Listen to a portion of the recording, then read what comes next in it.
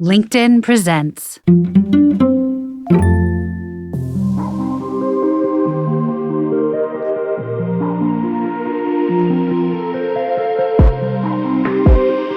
This is the Forbes Books Podcast, conversations with remarkable folks who are impacting the world of business and beyond.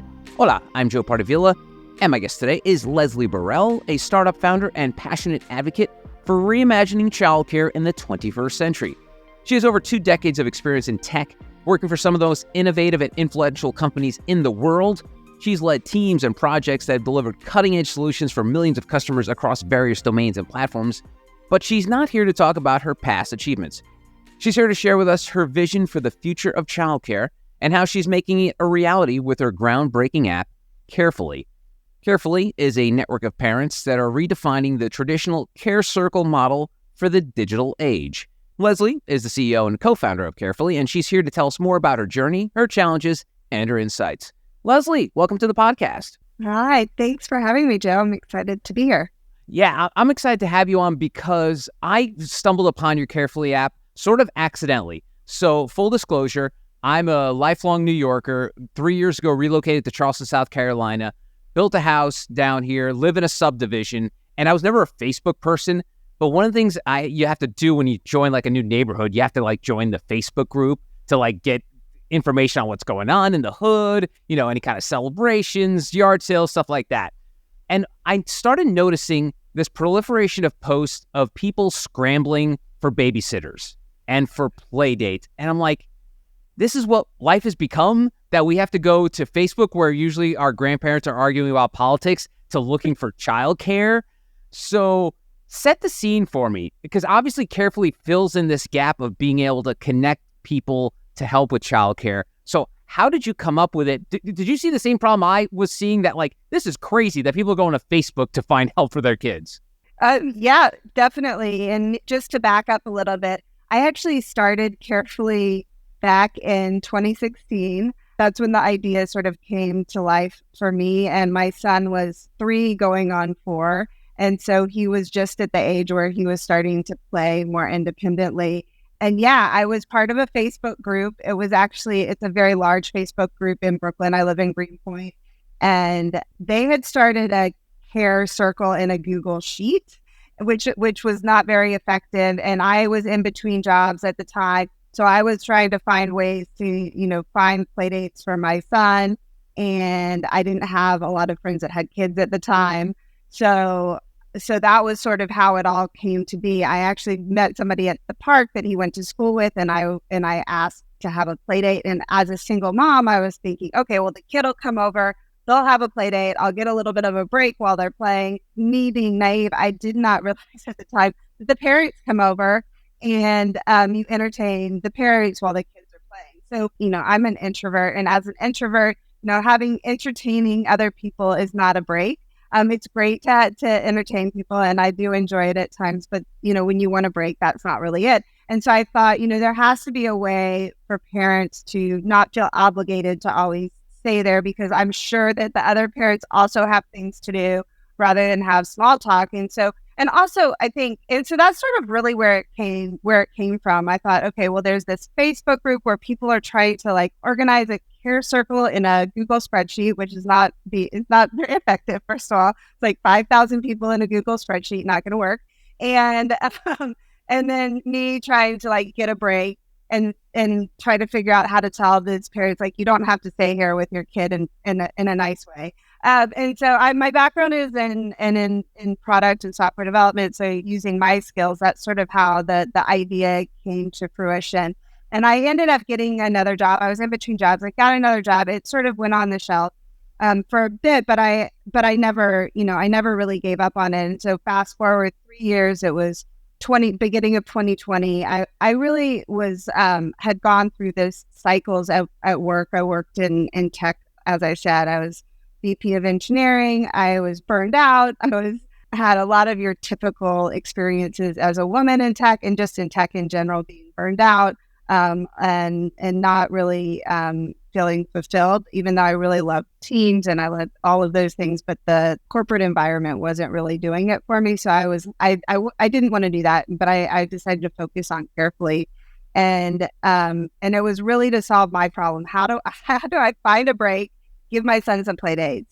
And that's really how it came up. And also, I mean, going back to the Facebook thing, I mean, I see these threads in Facebook all day long about people being like, oh, I just need a play date for my kid. And you see 100 threads deep, oh, me, and trying to figure it out. And also, I think a lot of Facebook is not the best place for families or kids anymore. No. And a lot of people don't even want to be on Facebook anymore. I'm barely on there, and mostly only because of Carefully these days.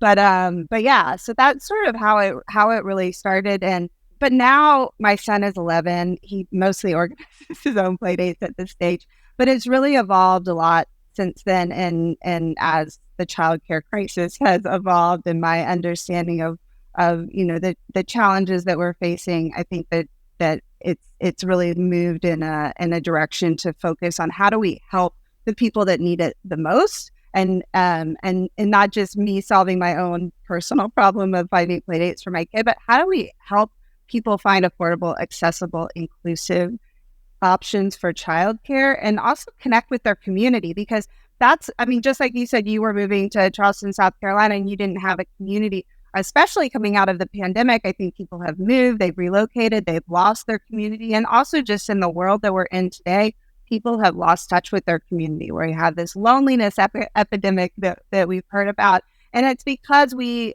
forget that we've forgotten, or we haven't been taught how much we need to rely on our community. And yes, the government should be helping us with childcare, but we should also think about how we survive for generations by supporting each other in our community. And I think that's also what we really try to do with Carefully, is remind people, hey, we're here to help. Let's remind each other and build a community where we're just helping each other on a regular basis, and we're there for each other.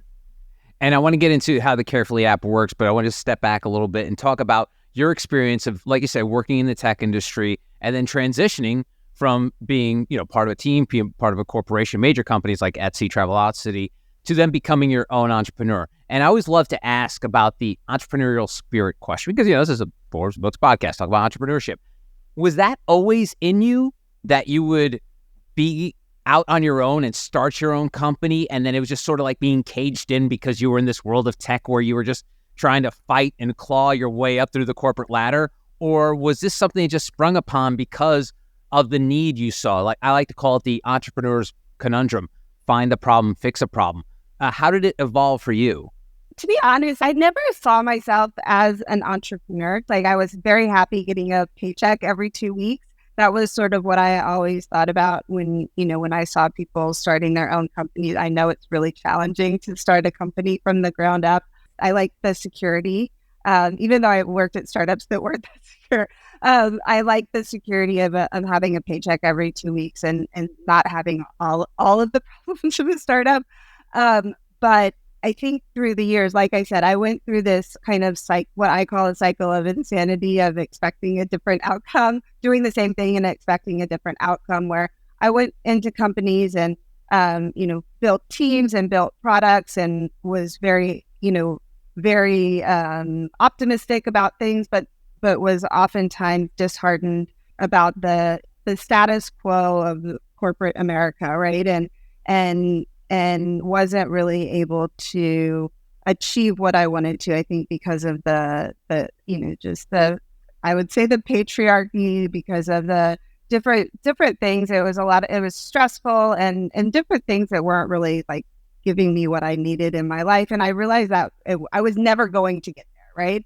It wasn't aligned with my values, right? The world that they wanted me to live in wasn't really aligned. And the only way I was going to find that was if I stepped out of it and created it for myself. So that was like part of it. And then through that, with my friends, we used to always sort of ideate about startups and ideas that we would have, and never really came up with the one that we wanted to work on. So it started getting into my head over time. Like, I'm not happy with what I'm doing, but I don't have something else to start working on. And so when Carefully came into my headspace, I was like, okay, this is something that I can do. And I think, and the other thing, as I mentioned, I was in between jobs, and in my job, I was a VP of engineering, but my I started my career as an analyst, like as a more on the product side of, envisioning solutions and things like that. So that really is my background. But I had a hard time going from being a VP of engineering, even though I oftentimes would say, look, I want to move to product or I want to take on this, because I don't know why it is. I saw male peers of mine who would take on product roles, even though they didn't have that background. And I saw it as a bit of misogyny or sexism, because people couldn't see me in a different role. And so I was like, well, I'm going to do this and build these skills and build a product on my own to show that I can do it. So that was part of it. Was I didn't necessarily know that this was going to turn into a company, but I thought, look, I'm going to build some other skills, work some muscles. I had always scaled teams. So I thought, like, I'll start something from the ground up. I actually did the initial design for Carefully. I even was starting to learn some iOS development, different things, just trying to learn and explore. And then once I realized, okay, this is actually an idea I can get behind, I hired people. I brought people on that could do those things better than me. But it really started from me just trying to show the world that I could do all of this, and then realizing this was something that I really cared about. And a couple things here. So one is the women in tech issue. I know the numbers are startling. I think the latest was like there's only 30% of women representing the tech industry, working in tech. I'm sure depending where you look, regardless where you look, it's probably low. And I've heard the horror stories, and I'm sure you've lived the horror stories. And I like to keep things positive on this pod, but how bad is it on the inside in these big corporate entities in terms of the relationship between men and women? Yeah, I mean, so I've been in tech for over 20 years. So when I first started, I was definitely, the only woman around the table a lot of the time. But it wasn't something that I really noticed. Again, like, I really enjoyed what I did.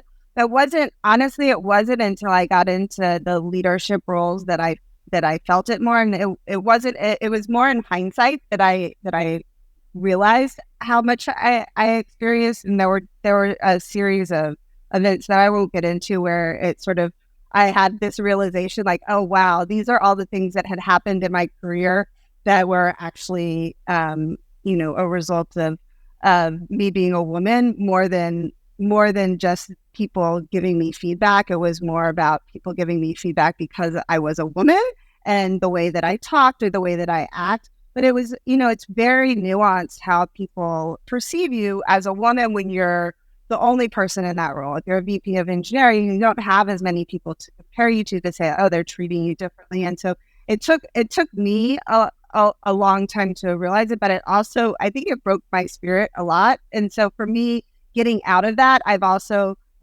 regained who I am and found myself again. And I think realized how bad it was. And I don't really like to get into it either, because I feel like it was a part of my life that was, like I said, I love the teams that I built. I really enjoyed the projects and the products that I built, but I also had a lot of challenging experiences that I hope other people didn't. And a lot of it was me fighting for the teams that I was on and protecting them and kind of being that umbrella and building more diverse teams. And it wasn't the teams themselves, but more the executives and the leadership. So I guess that's what I would say.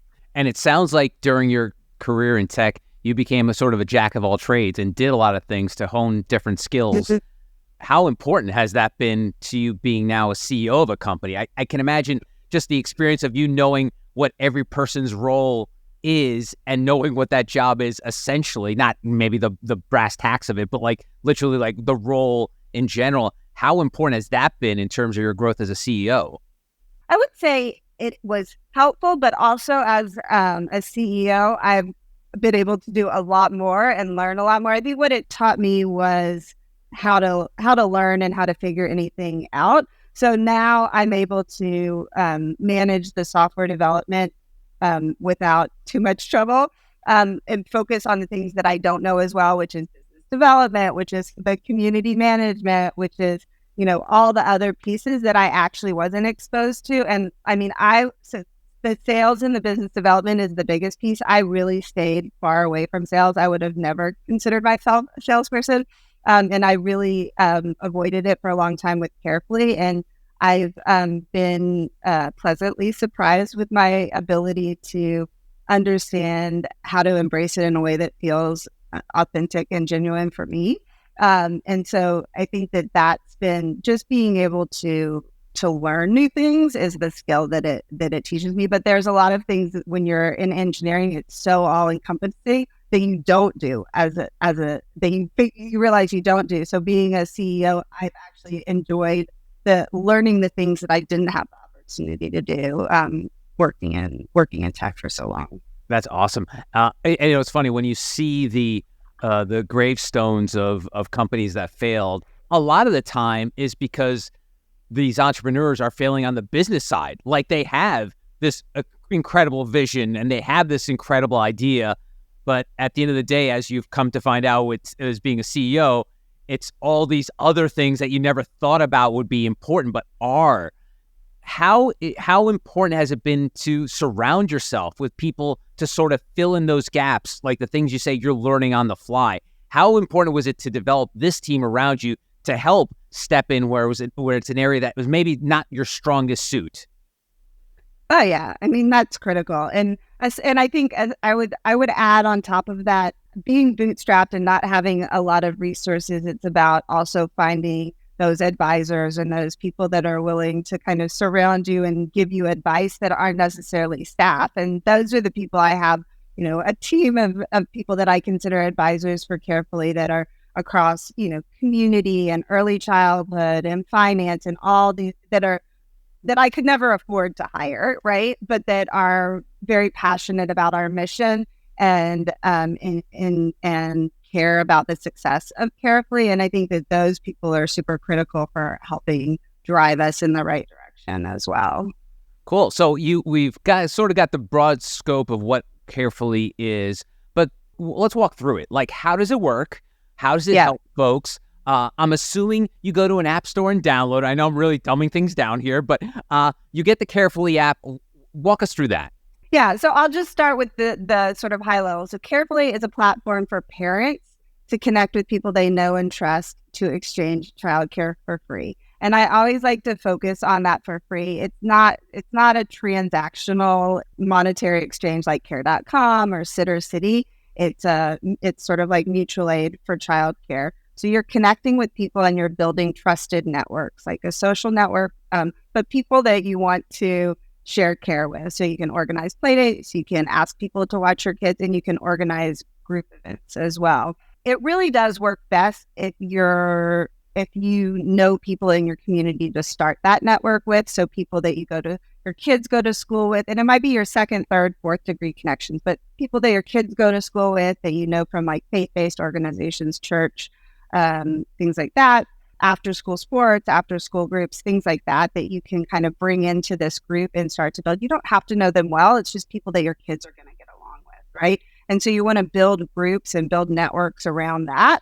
So you download the app, you create a group, you invite people into your group and you can you can have multiple groups. You might have multiple kids or multiple types of groups that you want to build. And that collection of groups creates your overall network, right?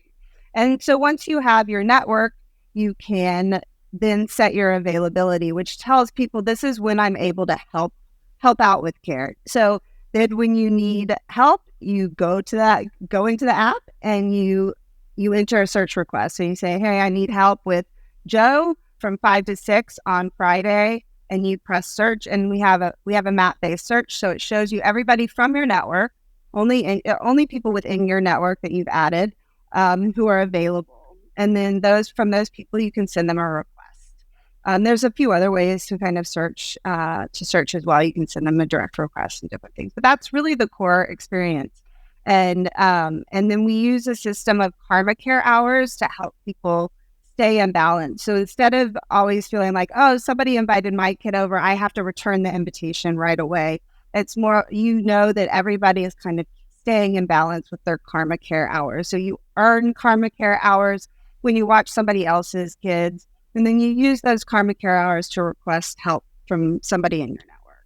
And that's really essentially how it works. That's so cool. And so let's go back to my early example of me moving into a new neighborhood. And as you know, we're living in a very mobile society. People are migrating all over the country and becoming the new person in town. How do you help that person who's like struggling to meet people with kids? Maybe their kid isn't old enough to go to school yet, or maybe they're homeschooled, what have you. How can you help folks like that who don't have that built-in network already? So I'll say two things. So first of all, like you said, you found a Facebook group. What I suggest is people create a group on Carefully, and there's a link that you can share. You take that link and you drop it into your Facebook group, and you say, hey, like I'm new in town. I have a kid. I'm starting a group for Playdate. Please join my group. And then you get some people to join your group. You only need really a couple of people to start. You want to meet those people. So the best thing to do to start is you don't just drop your kids off at somebody's house that you don't know, but you organize group events, right? So you can say, let's meet at the park on Saturdays, and you can set up some regular group meetups, right? So meet at a local park nearby, and you organize some regular events, and people will start to come. Everybody needs to get out of the house with their kids, and if you're meeting up, you meet up, you see how your kids get along, then you organize maybe something at their house so the kids can meet at their house. And then once you get to know people, you can start doing swaps and things like that and start helping each other out. What I know from my own experience, because like I said, I'm an introvert, people are often afraid to be the first person to ask for help. And if you put it out there, you see the look of relief on people's face, because they all want that, right? And you say like, look, I'm trying to start a care circle or a babysitting swap. I just need a group of, 5 people, and we can help each other out with date nights, save some money, and people will jump at it, right? Just like when you see those conversations, that's people trying, right? And I think Carefully just makes it easy to get that going once you have a leader that's like, let's do it. That's great. And it's funny because I always say that, high school never ends. We're always so socially awkward. That's why it's always harder to make friends when you're an adult. So I feel like this could be a big key. And one thing that I'm not a parent, but my brother has a kid and he is an only child. And I feel like the Carefully app is great for only children. I've had this running joke because my brother, for some reason, has had this habit of only dating women that were only children. And so they never understood the dynamic of a brother-brother relationship, how we take shots at each other, we insult each other, but at the end of the day, we love each other. And one of the things I've always said is like, only children are so slow to evolve because they don't have to share out of the womb. Like they don't get into fights as soon as they're like in there, they live in this bubble, in this cocoon of just being alone. And I'm just wondering, because you said you have your 11-year-old son, you had an only child for a while there.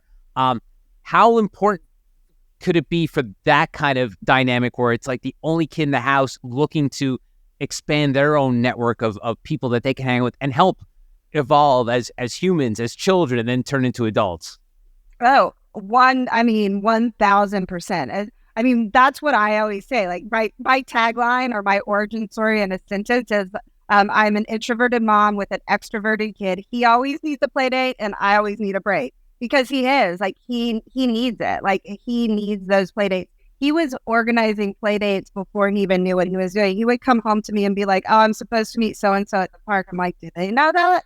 And he'd be like, no, we have to go. And of course they weren't there, right? So he always wanted play dates. And I think, and for me also, like I said, I worked in tech, I worked long hours. I often didn't know the parents in his class. So for me, that was a great way. And that's another way that I think about people using Carefully is if you set up a group for your class at school and you send out the link to the class, to school, for them to send out, and all the parents join the group on Carefully. It's much easier to organize play dates from school, help with pickups if you're running late, things like that. It's great for helping the parents connect through school, especially for working parents that don't always get to pick up the kids, don't get to know all the parents, but the kids know each other and they want to play together. And then on the weekends, when you don't have anything to do, you just throw something in the chat and say, hey. So it's been critical for us as a single mom and a single kid. It's been super helpful. And it's funny because, and it's hard to believe, but like Facebook has now become a legacy media. It's as weird as that sounds. But how is it in terms of like, we at the jump, I was talking about how people use Facebook as sort of like their childcare application. How has been adoption of the Carefully app been, because people are quote unquote used to doing it this way? How have people, we were out getting into like the number of users and stuff like that. How have you seen on your side, like how have people gravitated to Carefully? Yeah, I mean, I think that there are a growing number of people that don't use Facebook, and so they are looking for something different. And that's where you see a lot of new parents coming on and people trying to find alternatives to whether it's Facebook or whatever other antiquated social networks that it's picking up. I think that the bigger challenge is what I mentioned before, which is this idea of asking for help. People will think about it for organizing playdates, but I really think the idea of community-based care where people are regularly just having kids go over to each other's houses in the neighborhood is really my vision for it, because that's how our generations ago, that's how people raise their kids. And even today, that's how a lot of families still survive, but they do it with, they rely on one or two other friends to help them out. And if those one or two other friends move away, if they get sick or whatever, they can't go to work or they can't do other things. And so having a bigger network of people that you can rely on, and where it's just accepted, it's not a big deal. Like so-and-so is always over at this house or that house, and everybody is moving around. It's an easier way to parent, right? Because you have a bigger support network. But that is the biggest hurdle, is helping people realize that you don't have to do it alone. And once they get together and start doing it, the realization of how much better their life is when the kids always have somebody to play with and you always have somebody to reach out to, then you never want to go back. But getting over that indoctrination that we have as Americans, especially, that we have to be independent and do it all on our own, is, to me, the biggest hurdle. That's what we're trying to kind of help people get past first. So that's that mindset shift that we're trying to help people change. But I do think, I actually think that some of the stuff that we're hearing about people feeling isolated and alone and things like that, and that conversation has made people be like, okay, this is not good. Other people are feeling alone. How do I change it? And so you see people reaching out. I think that right now, the stage that Carefully is at, we still don't have quite enough functionality in the app and enough people supporting it, staff, to help people that don't have a community. There are ways to meet people, but it's not quite there yet. We're still working on that part. That's cool. And lastly, there's a big difference between idea and execution. And you know this now being a founder, but my wife and I always joke around, like, we'll see there's a new app or a new thing out. She's like, oh, I had that idea 5 years ago. And I'm like, well, you didn't do anything with it. So ideas are worthless. At the end of the day, it's all about the execution. So has the execution of Carefully and where you are now met your expectations when you had the idea originally, almost going on 8 or 9 years now? Has it sort of met what you were thinking, what you dreamed? Because as we all know, like, I think Facebook's, I keep talking about Facebook, but Facebook just started as a place where people rated people's appearances on a college campus, and you see where it is now. Is the Carefully now what you envisioned, or do you see yourself still getting there at this point? I mean, it's my vision for it has definitely evolved beyond where I started, but the core part of that core experience of a care circle is still the core foundation.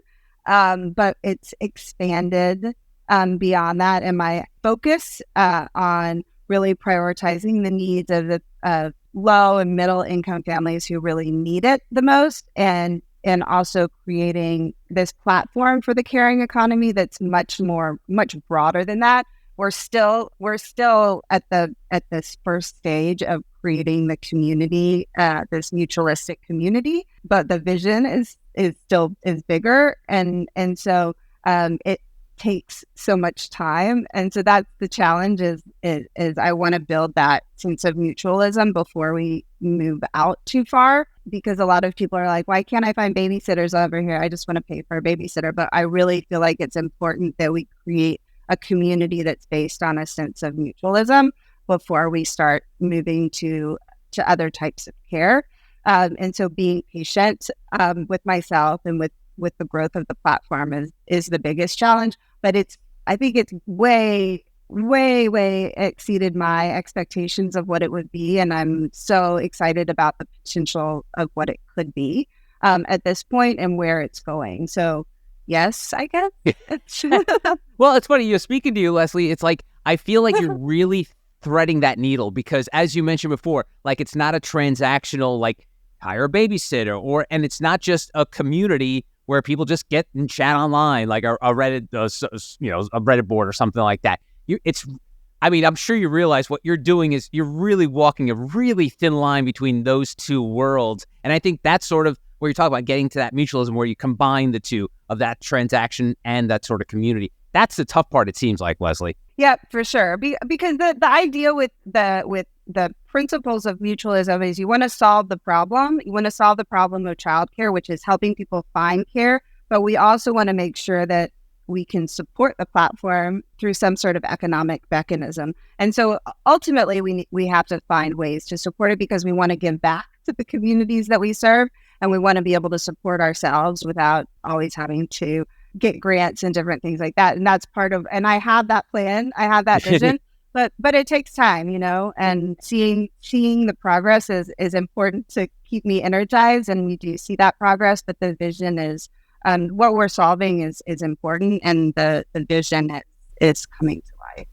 No, it's definitely inspiring. And, I just want to say in closing, your son isn't an only child because Carefully is your second baby. So if you were thinking of Carefully as a, anthropomorphize it, make it a human being, how old is Carefully right now? Well, and I do refer to Carefully as my other baby, so you're not wrong. And my son would probably agree. But Carefully was born in 2016, so it's 2023, so it's about 7 years old. Okay. So it's still your baby. It's not an annoying teenager just yet. It's good. All right, awesome. Well, it's a wonderful story, Leslie. I'm really looking forward to see the path you take in the future. Like I said, you're really threading a needle there where you're just so different from a lot of other things. Like everyone just wants to do that.